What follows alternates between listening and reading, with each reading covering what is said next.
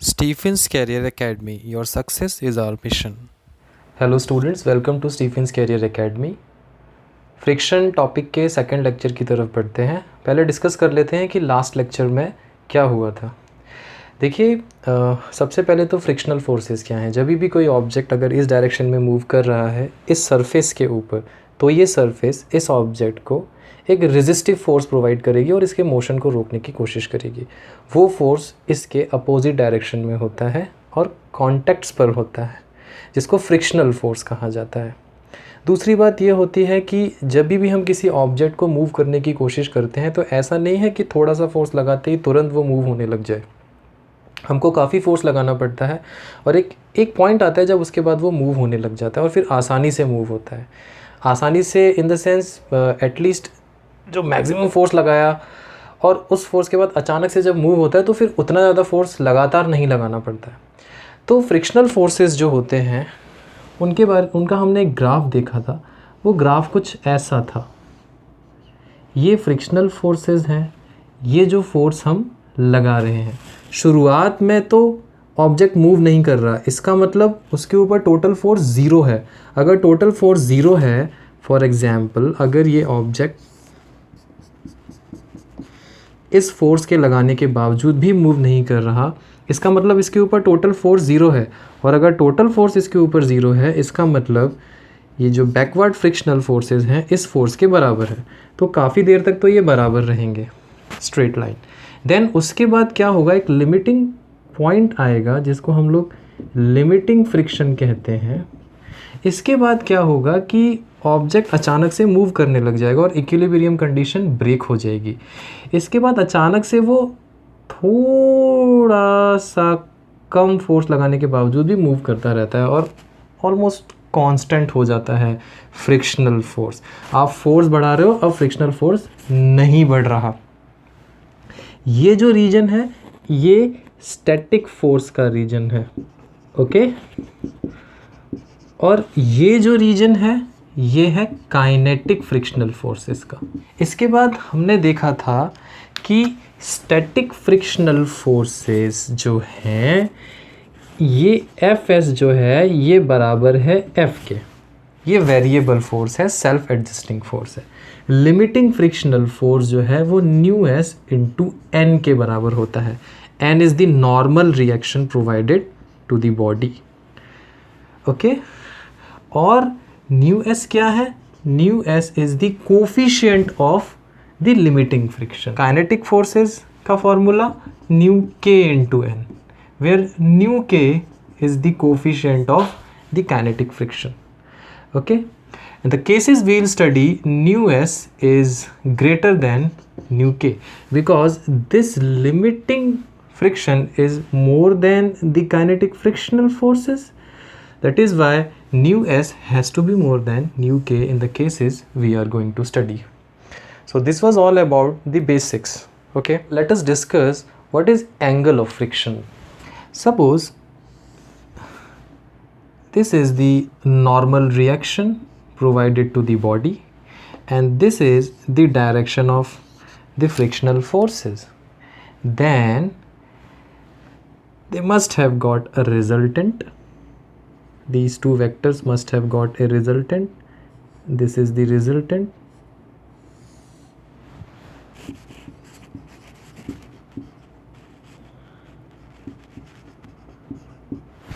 Of frictional forces and the normal reaction, okay. This is the resultant of frictional forces and the normal reaction.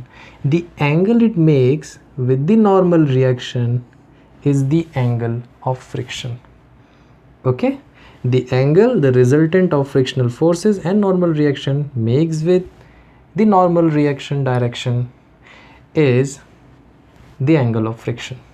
So what is tan of phi here? Tan of phi is the magnitude of the frictional forces divided by the magnitude of the normal.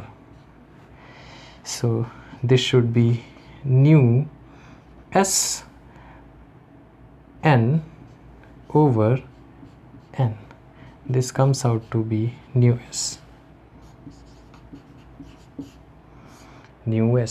where s is the limiting frictional force, that after this value the object will start moving. The significance of the angle of friction will be seen in the numerical part we will be studying later in the same lecture. Now let us discuss which is easier, to pull an object or to push an object. No doubt we have experienced that pulling is easy. So now let us see it in terms of physics, that why pulling is easy and not pushing. There is an object here and I want to push it, and there is an object here and I want to pull it like this.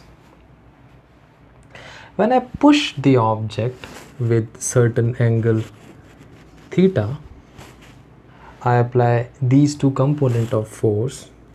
If F is the force applied, F is the force applied here as well, then this should be F sine of theta component and this should be F cos of theta component. If m is the mass of the object, then mg is the force in the downward direction. If I am applying force like this, then no doubt the horizontal component of the force will move it in this direction. So we'll get frictional forces due to this surface below in this direction, and the frictional forces will be F, for example. This is just on the verge of moving. Let us consider this is just on the verge of moving, and we have nu as be the coefficient of static friction in between the two surfaces here. Similarly, m is the mass here, so mg will be the component of force downward. Let theta will be the same angle. This will be F sine theta, this will be F cos theta component. And as the object is moving in this direction because of this horizontal component of the force, the frictional forces offered to it by the surface below it will be in this direction, Fs.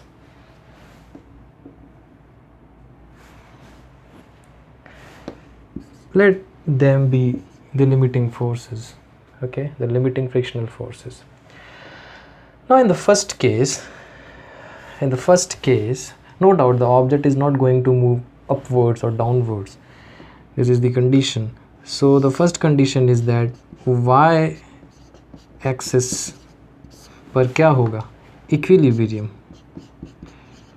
तो अगर y axis पर equilibrium है, इसका मतलब आपका, no doubt there must be some normal reaction as well in both the cases.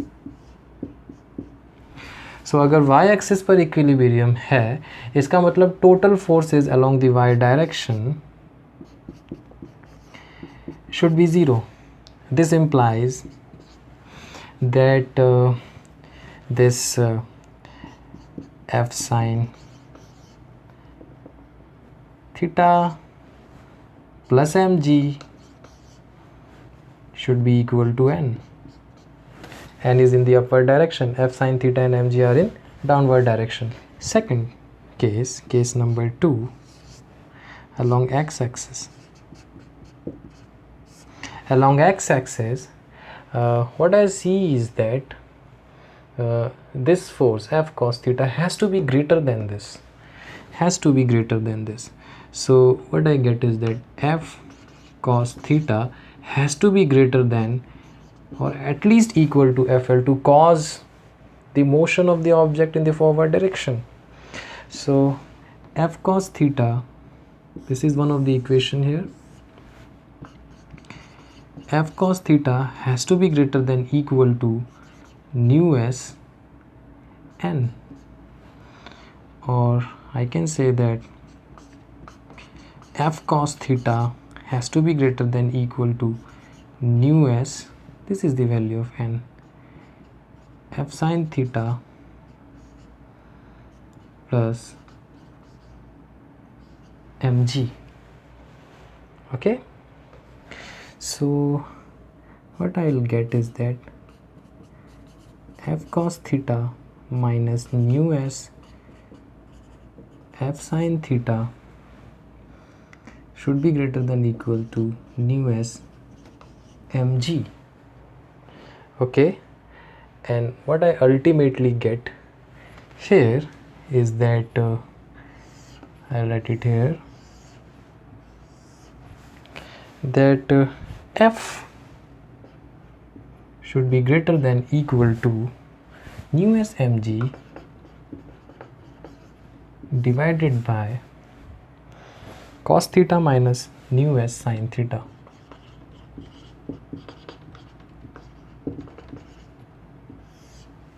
This much, that the forward force I am applying should be greater than this much to cause the motion in this direction. Now let us take the second case. In the second case, similarly, y-axis is at equilibrium. I mean that object along y-axis is in equilibrium. It is not going to move upward or downward. This is the condition. So according to this FBD of the object, f sine theta plus n, both are upwards, should be equal to mg, and what I get, n is equal to mg minus f sine theta. So I got the normal reaction value. And second, along x-axis. Along x-axis, I know that again f cos theta has to be greater than this FL, implies f cos theta has to be greater than equal to nu s multiplied by the normal reaction. This implies f cos theta has to be greater than equal to nu s multiplied by this normal reaction, mg minus f sine theta. By adjusting, I get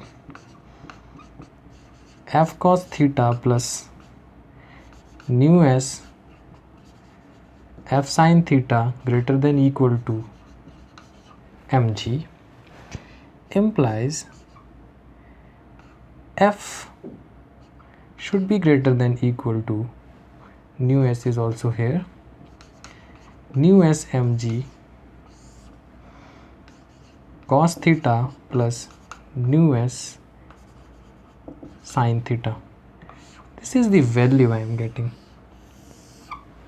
Okay, that f has to be greater than nu s mg cos theta plus nu s sin theta, and here it was minus sign, here it is plus sign. Now which one is greater, this force or this force? No doubt, as the denominator here is smaller than the denominator here, the force, this force is greater than this force. This is force 1 and this is force 2. So more force is required to push an object than to pull an object. This is the situation.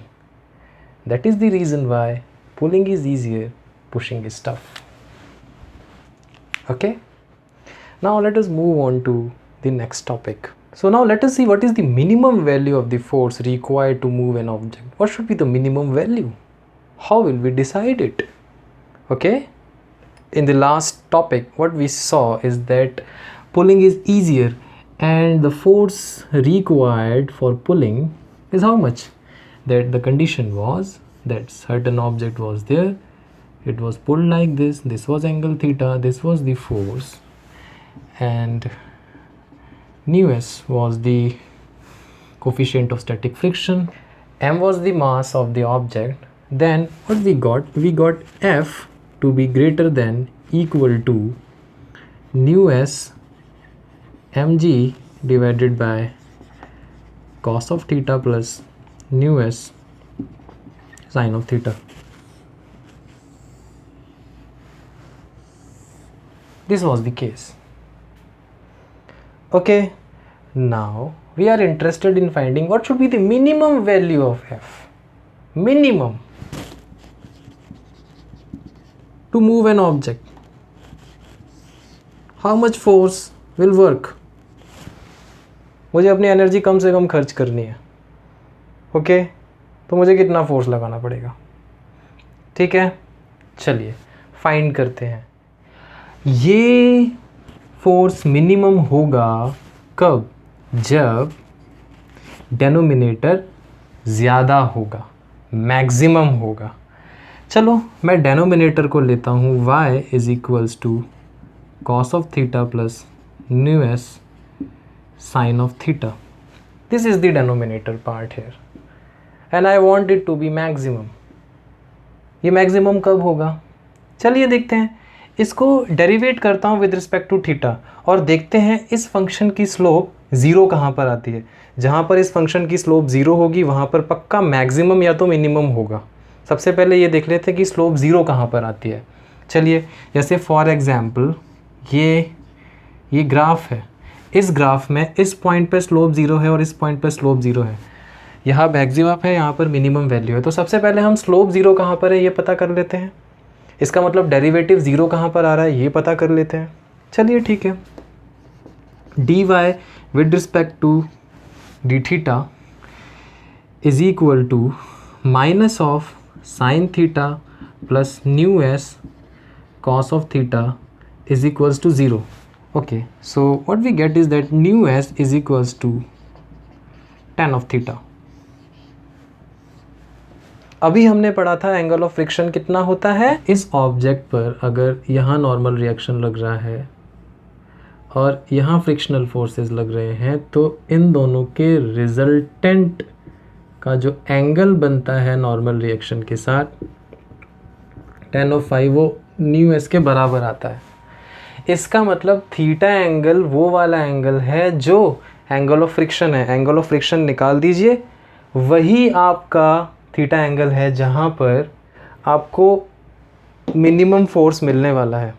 आइए देखते हैं कैसे। अभी हमें ये तो पता चल गया कि यहाँ पर स्लोप ज़ीरो है इस पॉइंट पर। अब हम ये भी पता कर लेते हैं कि थीटा की इस वैल्यू पर ये जो चीज़ है ये मैक्सिमम होगी कि नहीं होगी, क्योंकि जब ये मैक्सिमम होगा तो फोर्स मिनिमम होगा। चलिए इसको डबल डेरिवेट कर देते हैं, हमें मिलता है minus of cos theta minus mu s sine of theta. Let us put इस वाले पॉइंट पे क्या होता है, minus cos theta minus tan of theta sine of theta is equals to minus cos theta minus of sine square theta by cos theta is equal to negative cos square theta minus sine square theta by cos of theta. This comes out to be minus 1 over cos of theta. cos of theta जब positive होगा तभी ये value negative होगी, और अगर ये double derivative negative होगा इसका मतलब इस पॉइंट पर हमें मैक्सिमम वैल्यू मिल जाएगी इस चीज़ की और मिनिमम वैल्यू मिल जाएगी फोर्स की। तो उसके लिए cos थीटा को पॉजिटिव होना पड़ेगा। cos थीटा पॉजिटिव कहाँ होता है, फर्स्ट क्वाड्रेंट में। इसका मतलब थीटा की जो वैल्यू है that has to be less than 90 degrees first quadrant में। The value of theta has to be less than 90 degrees, then this is possible. Okay, so now the next thing is that what should be the minimum value then? So now we have got the point. At this point the value of the denominator is maximum and the value of f should be minimum. So now let us find the value of force at this point. F minimum is equal to tan of theta mg divided by cos of theta, because nu s is equals to tan of theta, cos of theta plus tan of theta sin theta. This gives sin theta mg divided by cos of theta cos theta plus sin square theta by, so cos square, this will become cos square theta here. this is 1, I'll get mg sine theta. So F minimum is equals to mg sine theta. If I apply this much force, if theta is given, then that is sufficient enough to move the object. Okay, now let us see an example. Suppose there is an object of 10 kg and this is kept on ground where the coefficient of static friction is 0.75 and I am trying to pull it with a force, and the force is inclined at an angle theta with horizontal. So my question is, I want to apply minimum force. F is minimum. Then what is the value of F and what is the value of theta? So in the previous topic we have just studied that this horizontal angle theta, that tan of theta should be equal to nu of s. Theta comes out to be tan inverse of nu of s. Tan inverse of 0.75 is equals to 37 degree. The tan of 37 is 0.75. Okay.